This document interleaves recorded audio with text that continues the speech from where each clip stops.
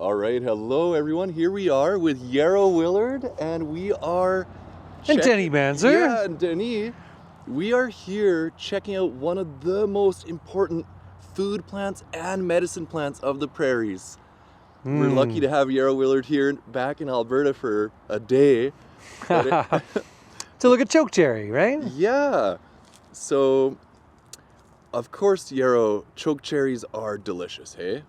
Well, they make me pucker, I'll say. As a kid, I used to love the chokecherries. It's kind of one of those first wild foods you can get into and start to eat and know that it's safe, provided you're not eating the weird other berries that kind of look similar. So you want to make sure you got the right plant. Of course, cherry is not too hard to identify. It's got all of, on the stems, it's got all of these kind of lines going across it. You've probably seen cherry before. Actually, cherry bark is a medicine too, but right now as we have the cherry season, this is a good one full of phenolic compounds and antioxidants, really, like anti-inflammatory, kind of circulatory support pieces to it.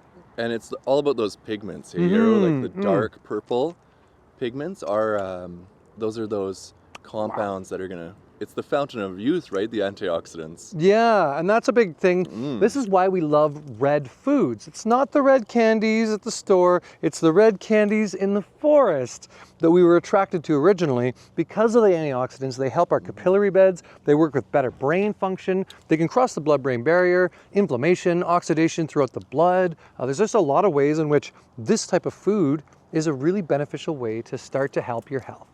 And chokecherries, of course, have all the benefits of cherries, if you've heard of their benefits for gout. Right, probably even more because they're more concentrated. The thing about wild foods is those compounds tend to be more concentrated.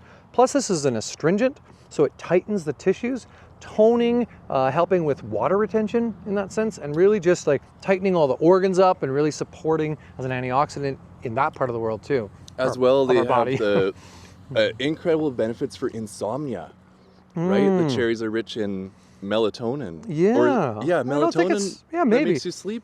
Melatonin does make you sleep, but I know they're good for the brain, but insomnia too, hey? Absolutely, absolutely. That's great. The best way I've found to utilize these is to actually make tea out of them. Oh yeah. So what do you do? There's such a big pit in there. Yeah. All I do, I just simmer them and drink it as a tea, really.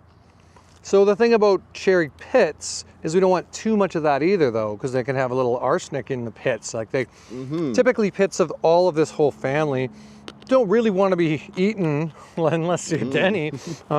So what I would probably do if you were going to make a tea with them, I would almost squish out the pits like so, and just use, I'd garble out the pit is a herbal nerdy word for, you know, having fun processing plants. But yes, it does make a beautiful blood red tea. And the Blackfoot actually consider chokecherry a blood builder.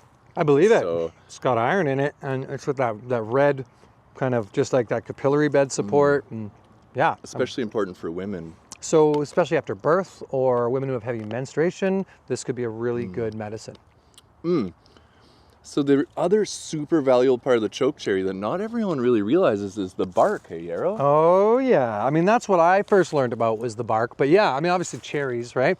So you know all these cough syrups that are the cherry cough syrups? Originally they were cherry bark, right? Yeah, it's actually the bark. So to gather it, I like to just prune a branch off. You know, you only need a few. And then at home, you peel off this bark.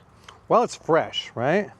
If it's fresh, it's a lot easier to peel. You can either do that with a knife, or well, let's try with our fingers.